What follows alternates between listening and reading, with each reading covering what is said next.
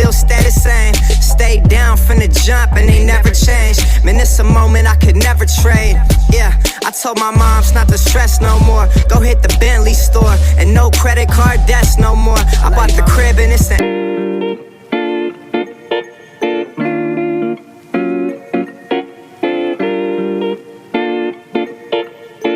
Assalamualaikum warahmatullahi wabarakatuh. Perkenalkan, nama saya Ajwa Samai, PPG Rajab Angkatan 3 Universitas Riau.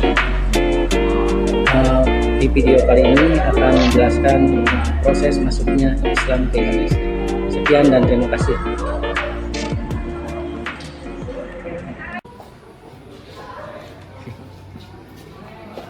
Assalamualaikum.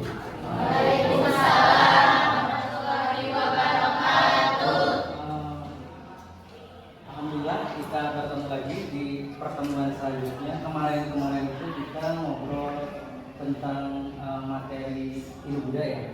Nah, sekarang kita akan membahas materi tentang masuknya kerajaan Islam di Indonesia, masuknya agama Islam di Indonesia. Nah, untuk pertanyaannya, kenapa agama Islam menjadi agama mayoritas? Kenapa agama Islam menjadi agama mayoritas? Silahkan bertanya, silahkan menjawab dari pertanyaan yang diajukan. Baik, Pak izin menjawab. Ya, silakan sambil berdiri. Menurut saya, ajaran Islam masuk ke Indonesia dengan cara damai dan tidak bersifat memaksa, sehingga penduduk bisa menerima agama tersebut. Ya, terima kasih. Yang lainnya, ada yang disampaikan? Kenapa agama Islam itu mudah sekali diterima di Indonesia dan menjadi agama mayoritas? Yang lain?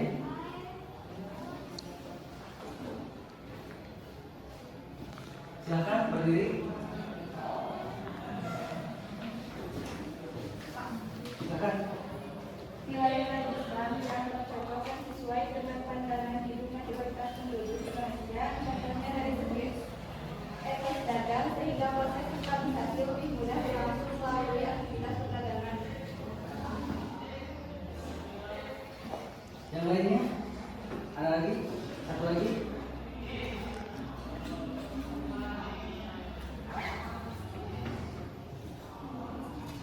Ada?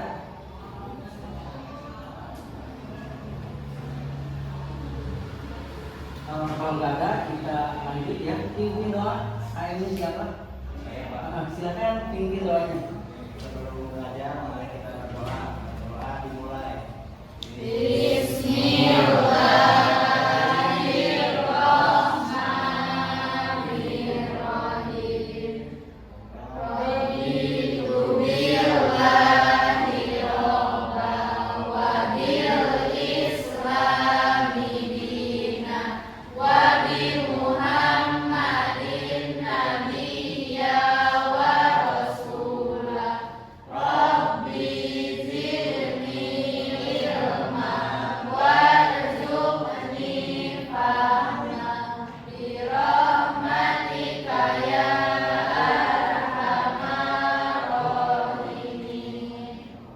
Kita absen dulu ya.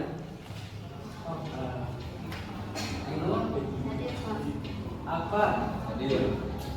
Andri, Anis, Anita,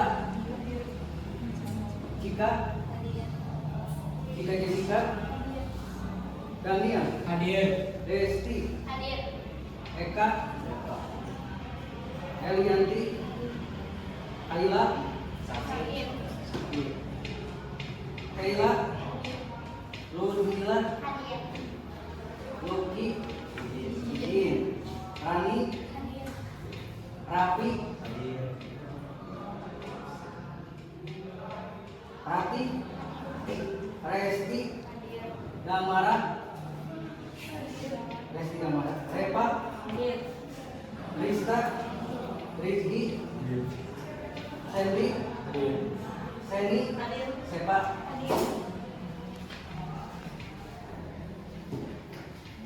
Jadi materi yang akan dibahas itu materinya untuk sekarang ya, masuknya agama Islam, yaitu dengan model pembelajarannya itu PPR.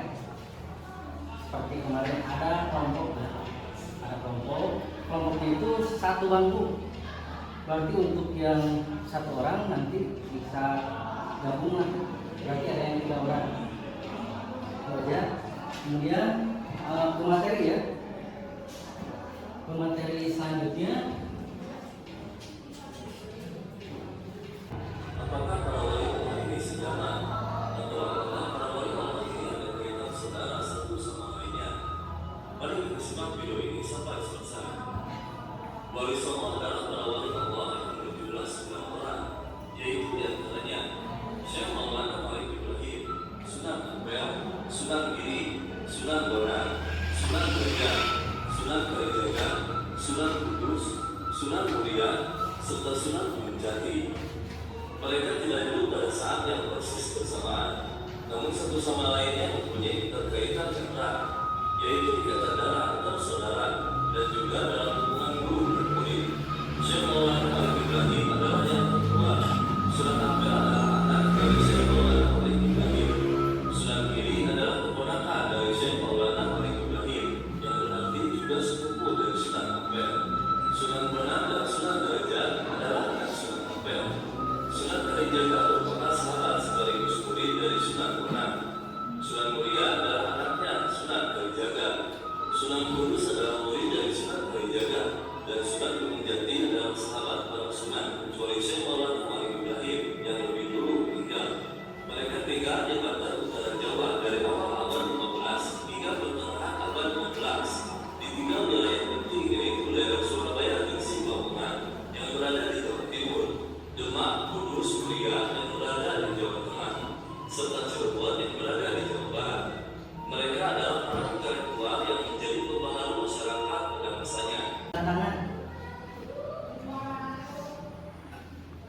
Silakan. Ada yang bisa menjelaskan? Silakan. Proses Islam ini, Islamisasi. Ya. Islamisasi berlangsung dalam waktu yang sangat panjang. Dalam banyak jalur atau proses ini. Ya. Jadi yang tadinya tidak Islam, kemudian diislamkan, kemudian prosesnya lumayan. Ya. Ada yang mau menambahkan dari video tersebut nama wali-wali yang kalian ketahui yang tadi di film tersebut atau di video tersebut, nama walinya siapa?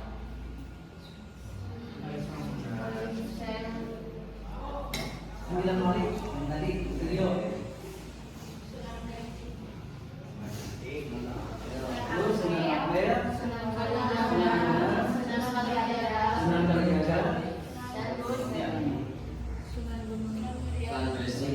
Gresik, terus yang di Cirebon Jati, dulu. Next.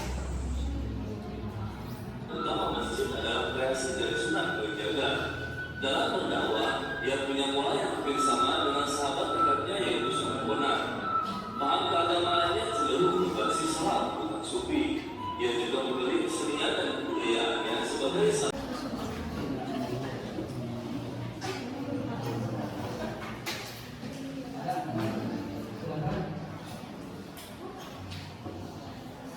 Per kelompok yang satu orang, boleh gabung mau sama siapa, boleh geser. Akbar boleh geser sama siapa?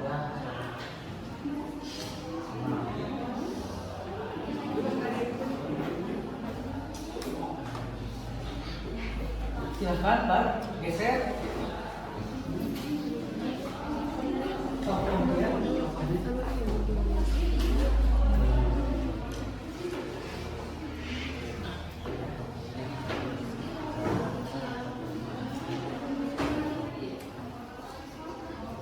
Silakan kerjakan per kelompok.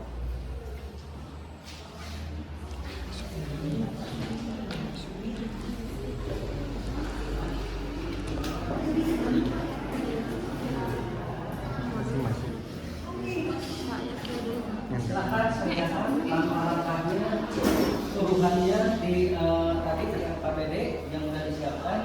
Silakan kerjakan.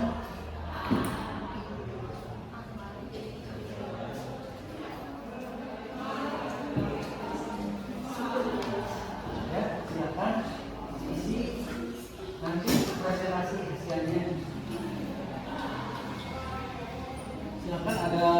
literasinya, ada link untuk literasi, untuk baca-baca materi.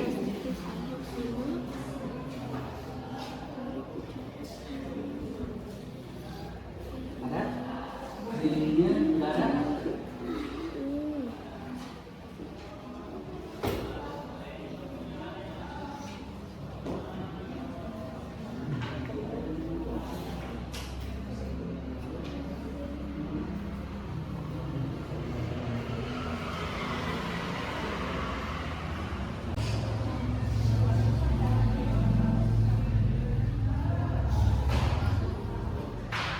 Silakan baca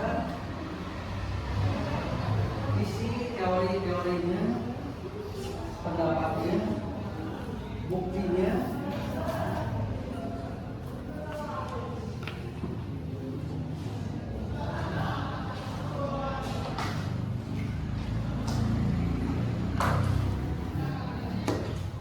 Kesulitan bisa angkat tangan, bisa dibantu. Untuk yang belakang, ada yang mengalami kesulitan? Tidak ada?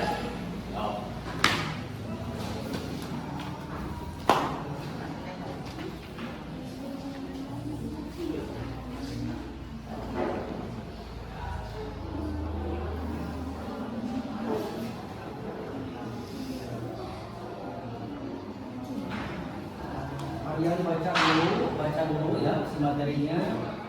Kemudian ini kan kalian harus baca dulu. Kalau nggak baca, kalian nggak bakalan bisa ngisi ke KPD-nya.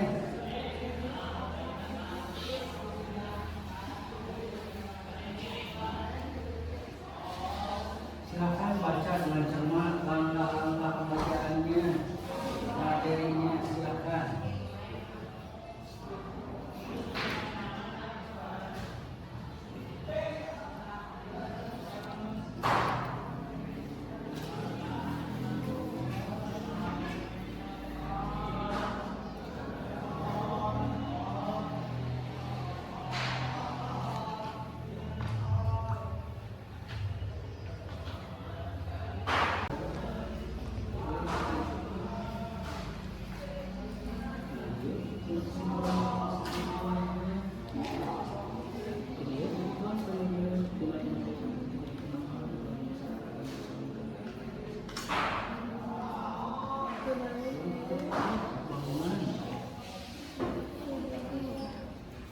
Ini kan bangunan ya. Kemudian cari di linknya, dibaca lagi. Silahkan. Ada yang mengalami kesulitan? Gimana? Ini kan tokoh-tokoh dibacaan silingnya, jadi siling yang tadi kemudian ditempelkan, kemudian hasilnya hasil 5 teori ini baru dituangkan di sini. Ini juga sama. Nah, di bawahnya. Nah, kemudian cuman harus dibaca dulu, baru bisa mengisi. Ini buktinya sebelum. Nah,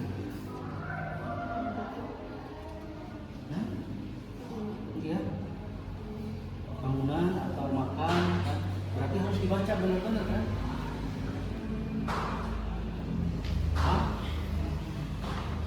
Nah, kesimpulannya dari bukti-bukti tersebut, kemudian nanti ada refleksi.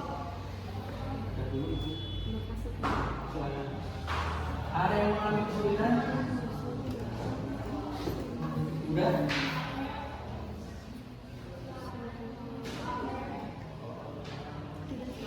Ya. Sampai poin 5. Poin 6 di belakang. Kalau udah cukup poin 6, boleh di bawahnya.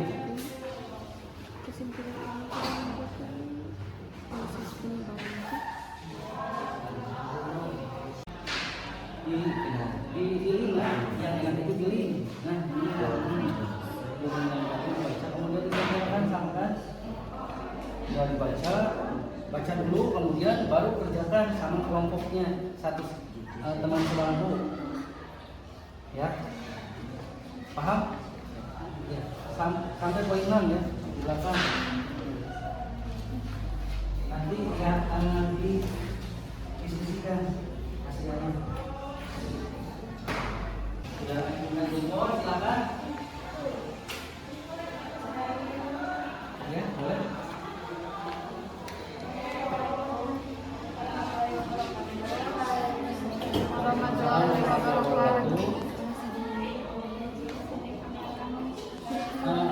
dan hasil sertifikat. Suaranya lebih keras ya. Maksudnya bukti Teori penduduk yang pertama, teori udara. Tokoh yang mengemukakan adalah W.F. Sutherland. Bukti dasar teori yaitu tulisan Sultan Malik As-Soleh. Yang kedua, teori penggali yaitu S. Fatimi. Bukti dan dasar teori yaitu Islam datang ke Indonesia berasal dari Bali. Teori ini karena tokoh-tokoh Islam di Samudra Pasir merupakan keturunan Bali. Ketiga, teori Persia. Tokoh yang mengemukakan Husain Zujaja di Ningrat. Bukti dasar teori adanya kesamaan budaya dalam memperingati 10 Muharram atau Syuro sebagai peringatan tahun siap. Keempat, teori Kolomonandel. Tokoh yang mengemukakan Thomas W. Arnold dan Morrison. Bukti dasar teori Gujarat belum menjadi pusat perdagangan yang menghubungkan wilayah Timur Tengah dan Nusantara. Kelima, teori Arab. Tokoh yang mengemukakan Hamka. Bukti dasar teori dianutnya mazhab Syafi'i, adanya perkampungan orang-orang Arab di pantai barat Sumatera.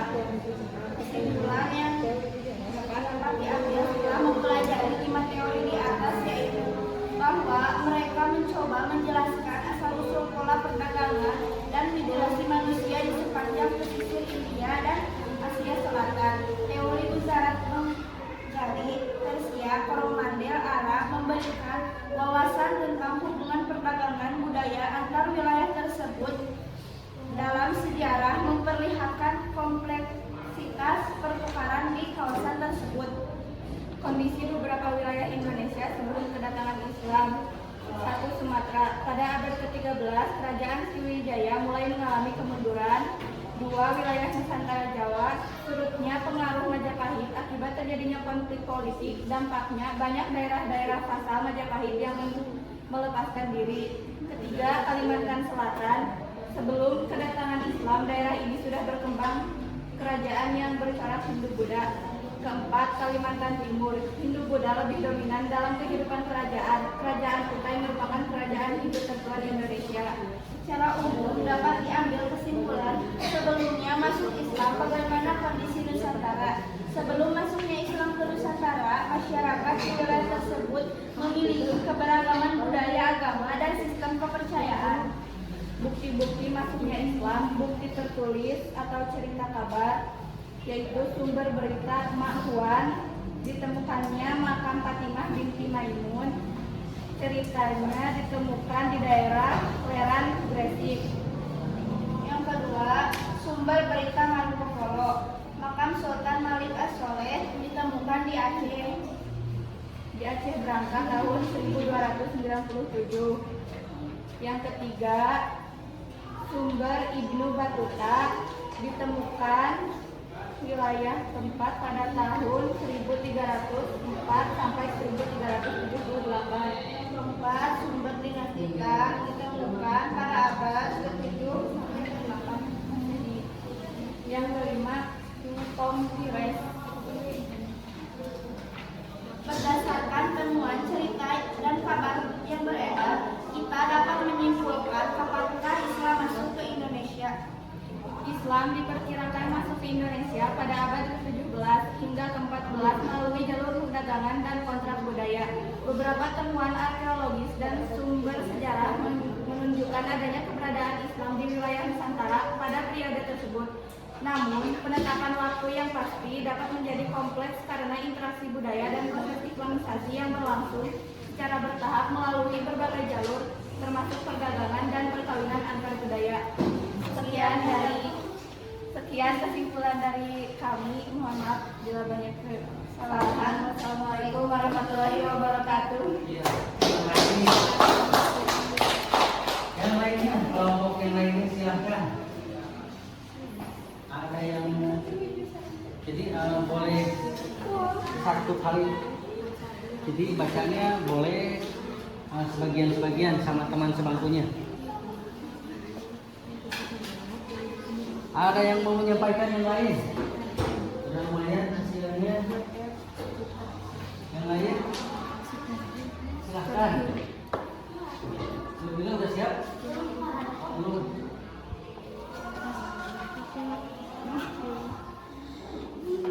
Yang udah siap?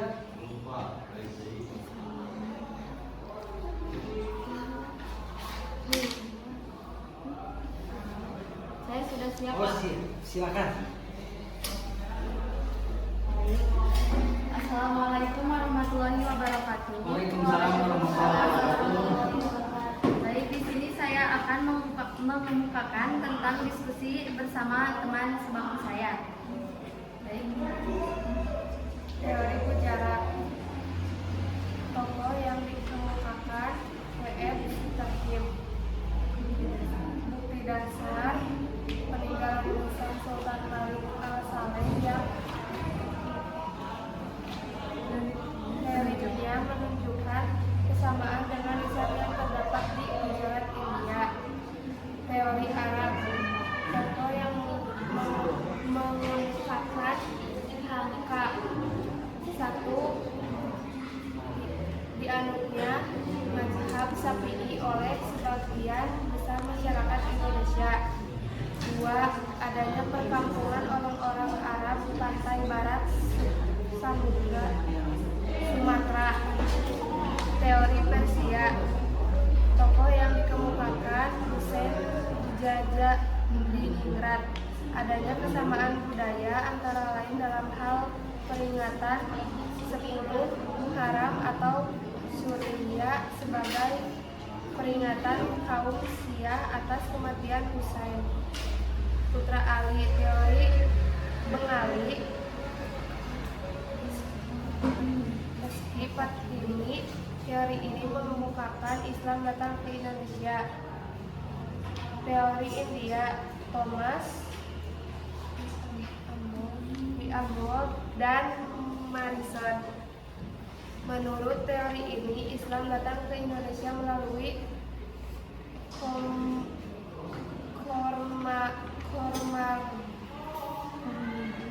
Coromandel dan Malabar, India. Dasar ini, Gujarat belum menjadi pusat perdagangan menghubungkan wilayah Timur Tengah dan Nusantara. Baik, yang kedua, tuliskan kesimpulan yang dapat diambil setelah mempelajari 5 teori di atas. Mungkin yang dapat diambil, meskipun berbeda, teori-teori ini menyoroti kemungkinan jalur masuk dan pengaruh beragam dalam penyebaran agama Islam di Indonesia.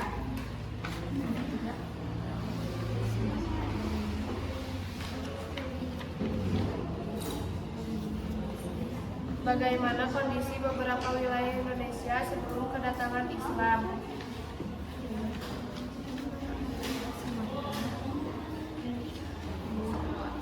Sumatera, Jawa, Kalimantan Selatan, Kalimantan Timur.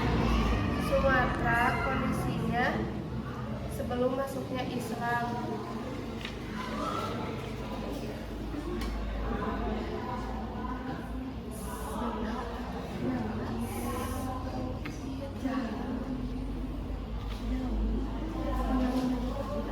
Jawa, pengaruh Majapahit akibat terjadinya konflik politik internal kejadian, yaitu perebutan kekuasaan di antara keturunan raja. Kalimantan Selatan sudah berkembang kerajaan yang bercorak Indonesia Hindu dengan pusatnya berada di negara Daha. Kalimantan Timur, corak Indonesia Hindu lebih dominan dalam kehidupan kerajaan-kerajaan di Kalimantan Timur, seperti Kerajaan Kutai yang merupakan kerajaan Hindu tertua di Nusantara. Baik, mungkin yang keempat, secara umum dapat diambil kesimpulan sebelum masuknya Islam, bagaimana kondisi Nusantara. Sebelum masuknya Islam, Nusantara geografis dan budayanya didominasi oleh kerajaan Hindu dan Buddha, seperti Sriwijaya dan Majapahit. Pengaruh budaya India, perdagangan maritim, dan keberagaman etnik serta sistem kepercayaan animisme dan dinamisme mencirikan kondisi Nusantara pada masa itu. Baik, mungkin yang ke-5, bukti-bukti masuknya Islam di Indonesia. 1. 1. Makam Fatimah binti Maimun. Ceritanya ditemukan di Leran, Gresik. 2. Makam Sultan Malik Saleh. Ceritanya di Aceh, berangkat tahun 1297. Yang keenam, berdasarkan temuan, cerita, dan kabar yang beredar, kita dapat menyimpulkan kapankah Islam masuk ke Indonesia. Jelaskan. Islam masuk ke Indonesia melalui berbagai jalur pada periode abad ke-7 hingga ke-19. Bukti arkeologis dan prasasti menunjukkan keberadaan komunitas Muslim di Sumatera dan Jawa. Pusat awal Islam adalah Samudra Pasai di Aceh, diikuti Kesultanan Demak di Jawa. Proses penyebaran melibatkan perdagangan, misi dakwah, dan kontak budaya, membuat Islam tumbuh pesat di berbagai kesultanan dan wilayah di Indonesia. Mungkin cukup sekian yang dapat kami sampaikan. Mohon maaf bila ada kekurangan dan kesalahan kata. Wassalamualaikum warahmatullahi wabarakatuh. Oke, kita tarik kesimpulannya dari penjelasan rekan-rekan sebagian. Ada yang mau menambahkan dari rekan-rekan yang barusan yang ditampilkan? Ada beberapa kelompok. Ada yang mau menambahkan? Cukup atau cukup? Oke. Nah, jadi ada beberapa pendapat tentang masuknya Islam ke Nusantara, yaitu teori Gujarat. Gujarat itu dari India. Kemudian teori Makkah. Teori Makkah itu dari Arab. Kemudian ada teori Persia, teori Bengali, sama teori pantai Kemandel dari India juga. Teori Gujarat ini yang menyampaikannya Sutradham. Nah, yang ini peninggalan nisan Sultan Malik Saleh yang grafiknya menunjukkan kesamaan dengan nisan-nisan yang terdapat di Gujarat, India. Nah, hampir sama yang di Gujarat, India dengan makam Sultan Malik Saleh. Kemudian menurut Hamka, dianutnya mazhab Syafi'i oleh sebagian besar masyarakat Nusantara. Mazhab Syafi'i ini sendiri merupakan mazhab besar dan istimewa di Mekah. Dan adanya perkampungan orang-orang Arab di pantai barat Sumatera. Jadi di Sumatera itu ada perkampungan namanya Kampung Arab.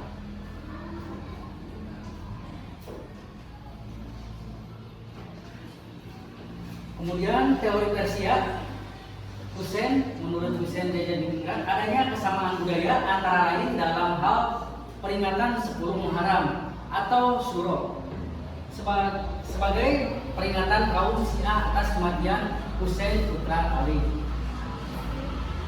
Kemudian teori Bengali itu Bangladesh.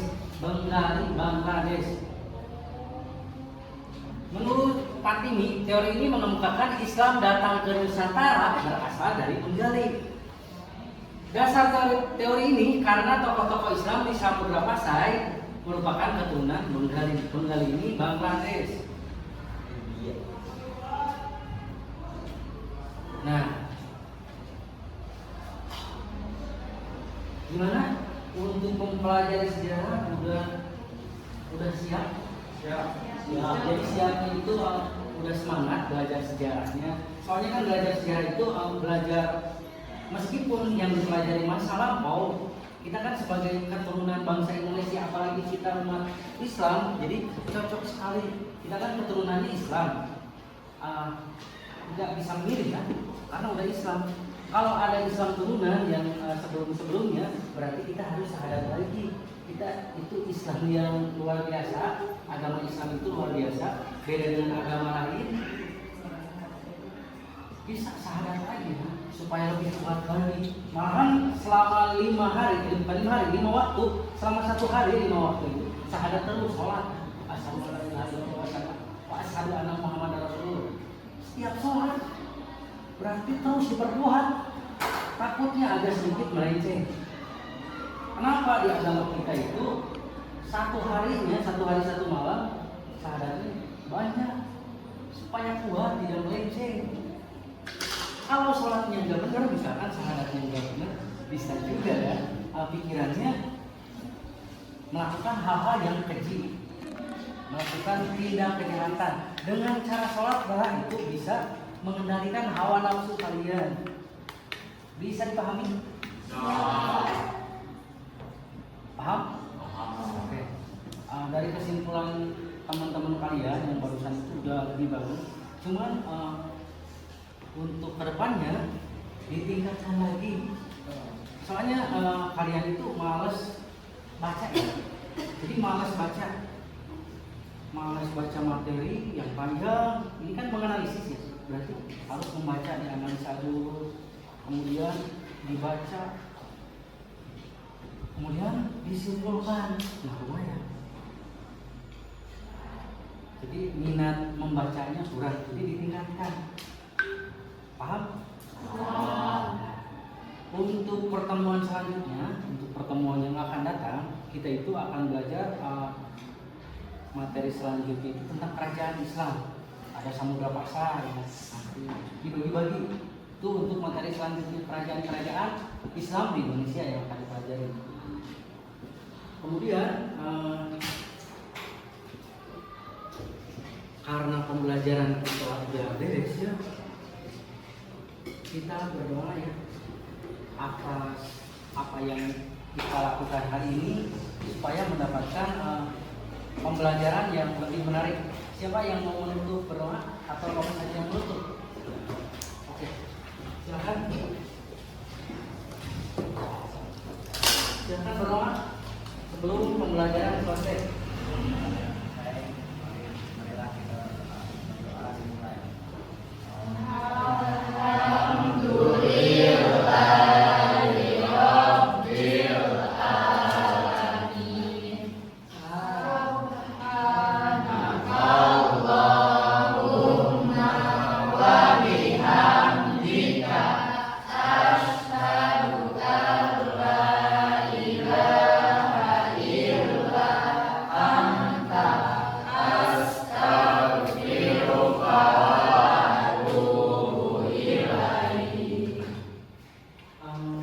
Sekian atas partisipasinya pembelajaran kali ini.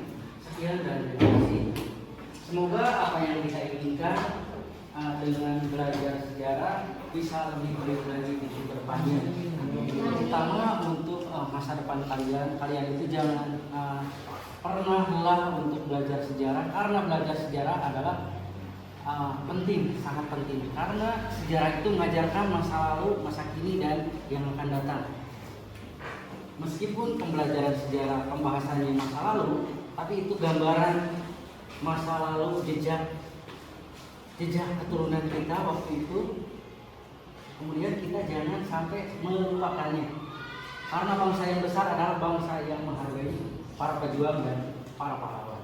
Itu saja. Sekian dan terima kasih.